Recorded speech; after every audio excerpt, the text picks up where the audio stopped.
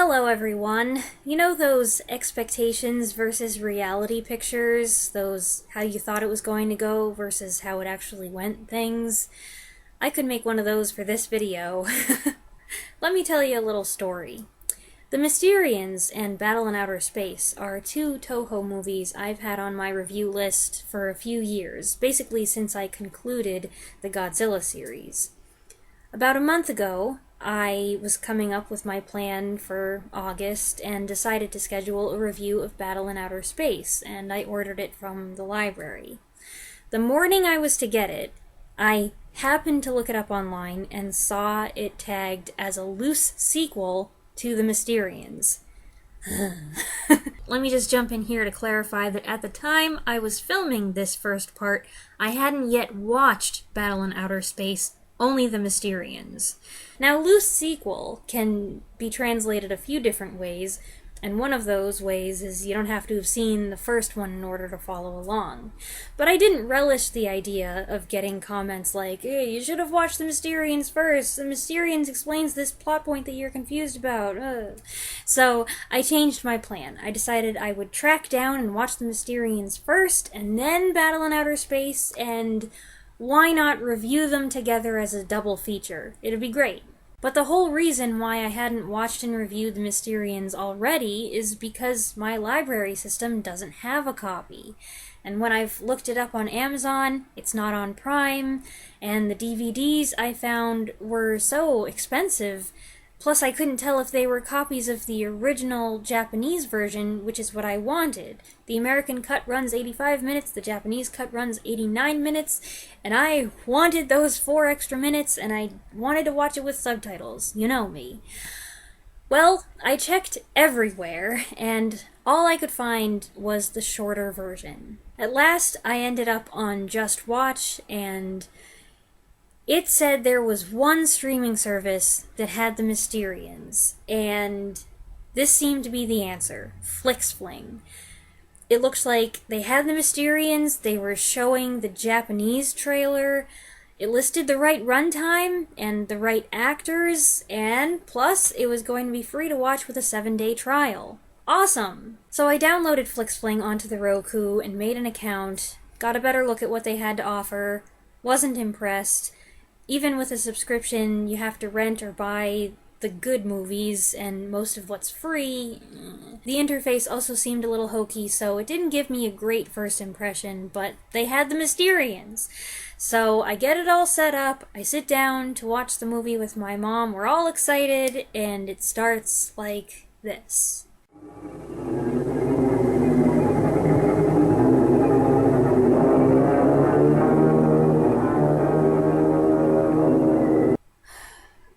To quote a line once uttered by a distinguished gentleman on this platform, my disappointment was immeasurable and my day was ruined.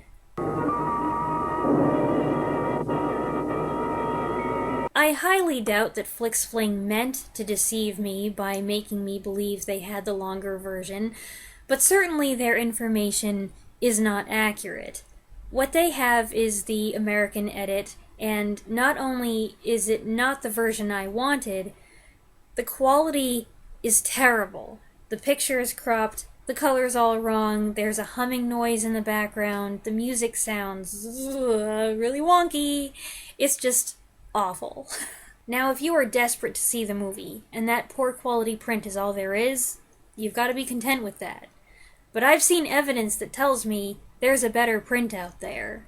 You can be sure that in the first few minutes my mind was racing. What do I do? What am I going to say? I can't possibly review the movie based on this. But I swallowed my disappointment and watched the whole thing, except for a few minutes in the middle where I nodded off. It happens. Afterward, I decided I would talk about it. Share some observations, tell you this whole story for your amusement, if nothing else. But I would reserve final judgment. To express an opinion on The Mysterians, a film many people hold in high regard, when this degraded and cut-up copy is such a poor likeness of the original film, I feel would be extremely unfair. So, Here is a semi-official collection of thoughts on the American cut of The Mysterians, released by Toho in 1957, directed by Yoshiro Honda, with special effects by Eiji Tsuburaya. A series of strange geological events preface the arrival of extraterrestrial visitors from the planet Mysteroid. As a means of introduction, they send out a giant bird-like machine that shoots lasers, setting things on fire. When the aliens make contact, however, they insist they come in peace.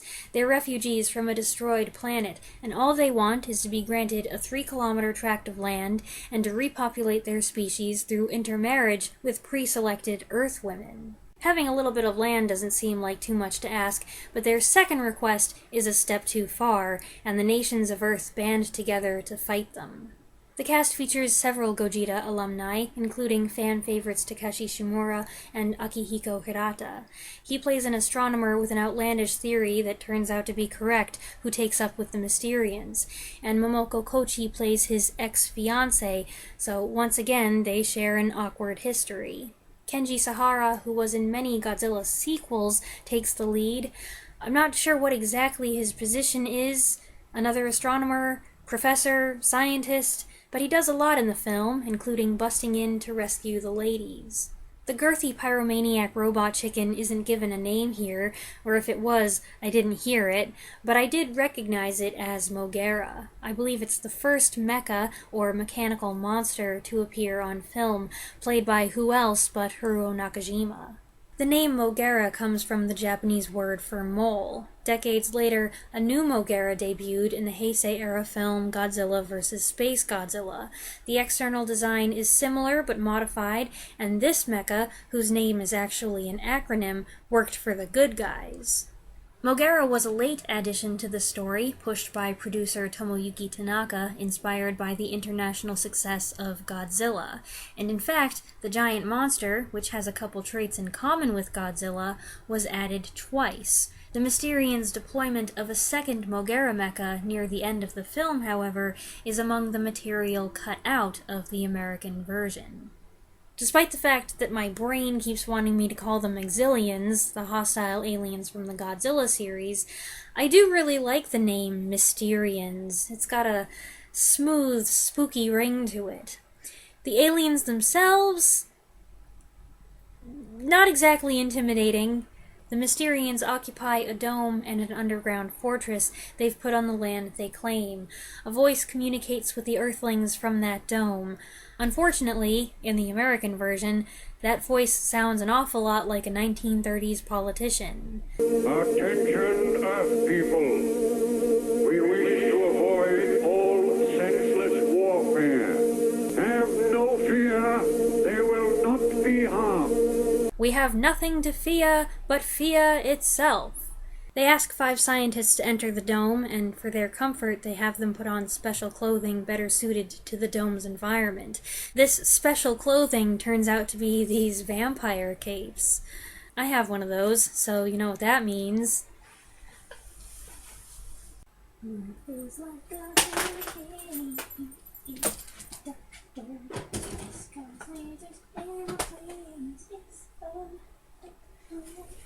Oh wow, it's really dusty. The worst of messes become successes. Hang on a second. Danger, watch behind you. There's a stranger out to find you. What to do, just grab onto some ducktails. There we go. Now we're in business. I can just picture the Mysterians joking around with each other beforehand, saying, hey, come on, let's punk these guys. The humans come in, and the aliens are like, yeah, before you come in, you just need to put these on so that you'll be more comfortable in our interior environment. No, really. These are absolutely necessary. The Mysterians also wear capes, though, along with helmets whose bird-like features match their mecha, and also remind me of Winslow Leach's mask in 1974's Phantom of the Paradise. I don't own one of those. I've seen enough invasion movies to know that if an alien race shows up and causes a lot of chaos, death, and destruction, and then declares, "Hey, we just want peace. We only did that to let you know how strong we are and how technologically advanced we are, and to make you understand that there's no use resisting us," they're probably full of baloney. They don't want peace, they want to annihilate us and take our planet. These guys haven't seen those movies, though. The whole "we need Earth women so we can intermarry and repopulate the species" thing takes this to another level. I quite like the explanation for why they need to repopulate. The Mysterians had to flee their planet because of nuclear warfare. Some of their children were then born with such a high content of strontium-90 in their bodies that they had to be left behind to die. I'm not scientific, so I thought strontium-90 was a made-up thing, like space titanium or dilithium crystals. But no, it's a real radioactive isotope produced by nuclear fission. There's a hint there that this film is more intelligent than it might seem. You might not be able to pick up on information like that, though, because the volume of both the dialogue and the score is so inconsistent. Sometimes it's too loud, sometimes it's not loud enough. Akira Ifukube's music is indecipherable at times, especially when there are noisy explosions going off. Still, I could hear it enough to recognize a theme I've heard elsewhere, which originated here. Akihiko Hirata's role, Dr. Shiraishi, is interesting, not totally unlike his Dr. Serizawa, and he has a decent character arc. He has good intentions, but gets led astray, and then he risks his life to get things back on the right track. I don't know if the Japanese version delves into that a little more. Another thing I wonder is if the global unity theme is as prominent in the Japanese version.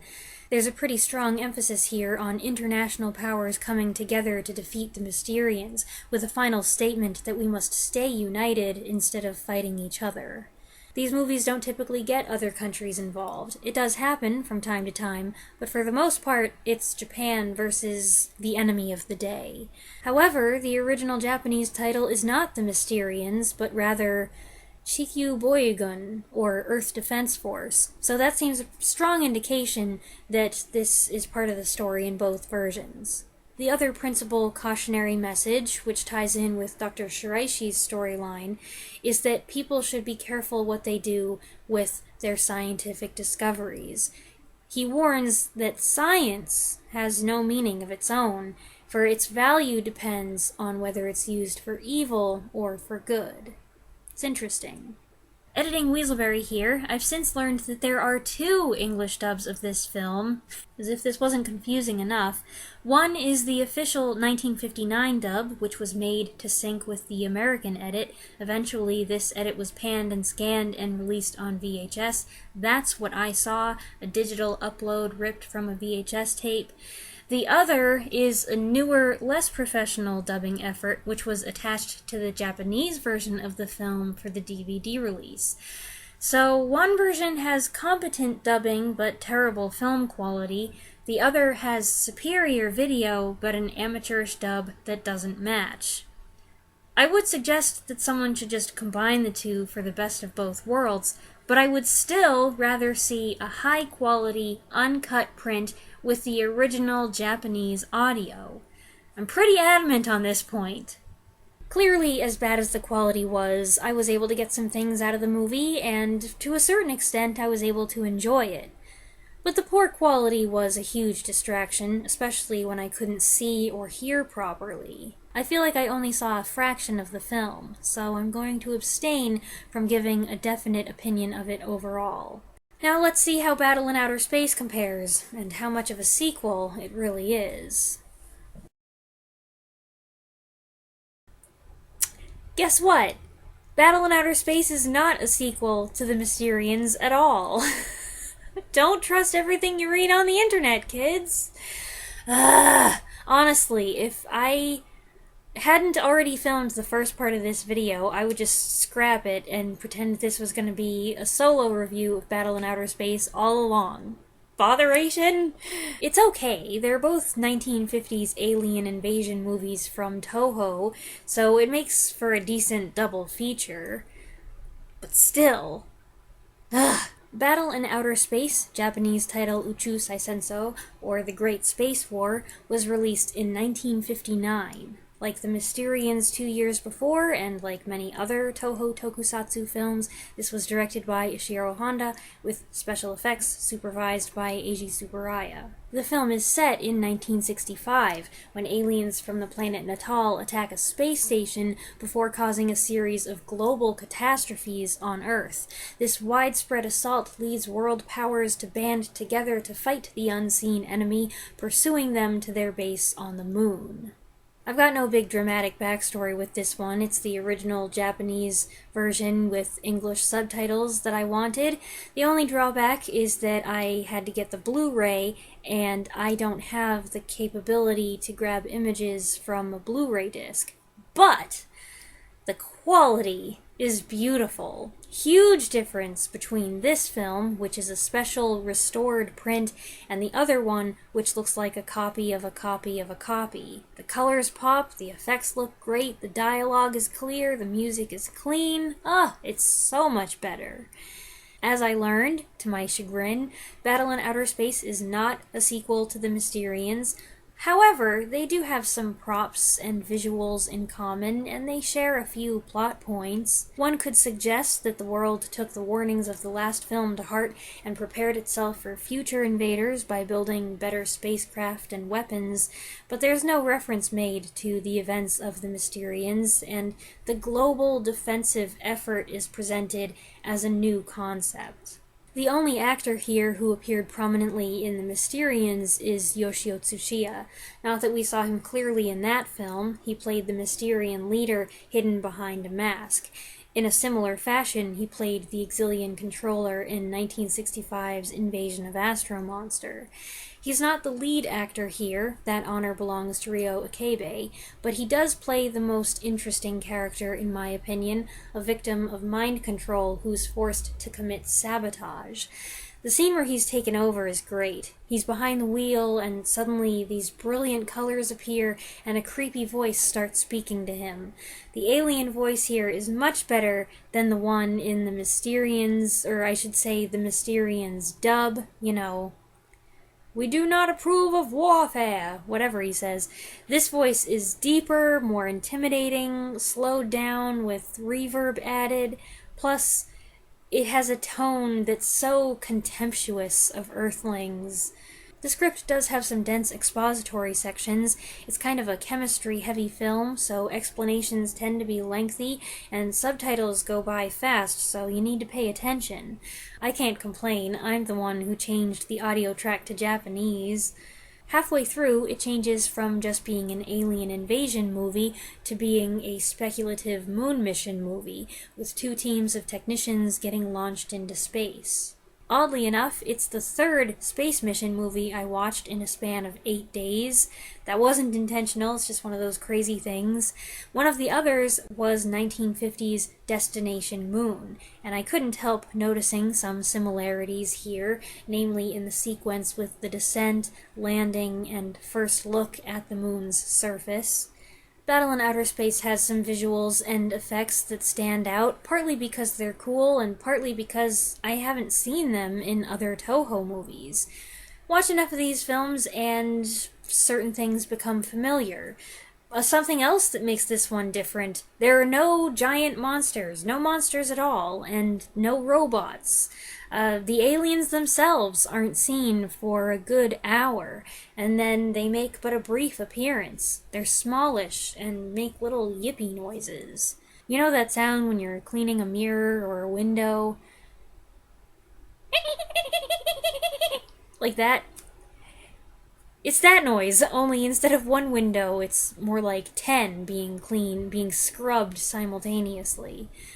I hope I don't regret that I just did that. Editing Weaselberry here again. Since filming this, I've learned there's another sequence with the petite aliens that was cut from Columbia's American release. What I watched does have the Columbia version's main title sequence, which I thought was strange, and barring a bizarre memory lapse on my part, this scene was not included in the version I watched. So as it turns out, I may or may not have seen the original Japanese version after all. I might have seen the American version with the option to play the original Japanese audio track. If that's the case, I don't know what to say. I'm as confused as you are.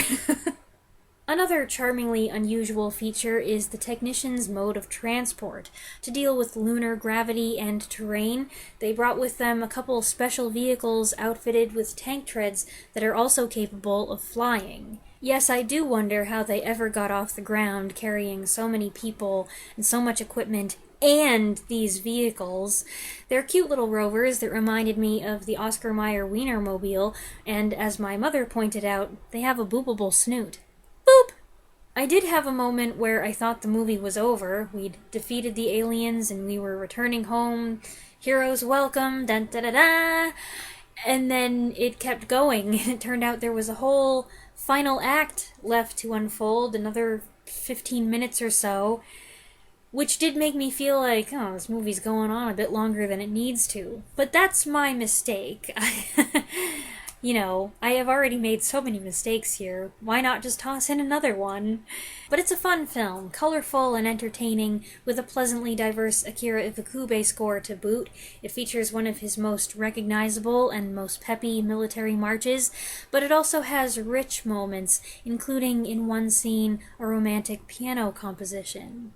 Now, I know certain people may watch this video and wish I left all the extra drama on the cutting room floor, but hopefully the story behind my decision to combine two reviews into one, which in hindsight was a mistake, explains my mindset as I approached these two movies, and explains why I responded to them the way I did. Even though The Mysterians is the film I'd always been more interested in, I've come away with a more positive impression of Battle in Outer Space. Whether it's fair or not, print quality seems to have a lot to do with that. I'm a little surprised because I'm not an HD snob. I don't demand that my entertainment be of the highest quality possible. But preservation and restoration can make a huge difference when we're talking about old, lesser-known films like these. Unfortunately, I have seen it happen that the reputation of a film can depend greatly on the quality of the print that gets the most circulation. A few months ago, I reviewed the 1939 film Jamaica Inn, directed by Alfred Hitchcock. It's not one of his best, but it's a competent, entertaining film with several strengths. However, there's a big group of people out there who believe it's a terrible movie, not just one of Hitchcock's worst, but one of the worst films ever made. I believe that that's because they saw an abysmal, deteriorated copy that looked and sounded like garbage. Any good points the movie had were completely imperceptible. I saw a beautiful 4K restoration where the picture was sharp and the audio was clean, allowing the film's strong points to dominate. What I saw, I liked. What they saw, they hated. But in reality, we saw two completely different things. The quality varied so greatly that you could say we didn't even see the same film. That's why I was so crushed when I saw the first few seconds of The Mysterians and realized it wasn't the movie in its best, truest form. And it bugs me that lousy edits like that may give the casual viewer the impression that the Japanese didn't know diddly squat about how to make a movie in the 1950s, when that's not the case at all. And on a wider scale, if we're going to just talk about science fiction in general, movies with rubber suit monsters and flying saucers manipulated by faintly perceptible wires already face an uphill battle with some more cynical viewers. When the print quality makes the movie look like it was filmed with a potato, that makes the film an even greater target for mockery. But look at the difference preservation and restoration makes. This 1080p widescreen cleaned up edition of Battle in Outer Space is crisp, refreshing, impressive, and appealing. There aren't many distractions to impede my enjoyment of the film the way the filmmakers intended it. I do still think The Mysterians and Battle in Outer Space would make a pretty good double feature. I would just rather the two films be of equal quality so that the experience isn't so lopsided. And on that note, I'm going to end this thing. I hope you enjoyed this video. Please feel free to share any thoughts you have on one or both of these films in the comments below. I look forward to hearing what you all have to say, and I'll be back next time. Thanks for watching.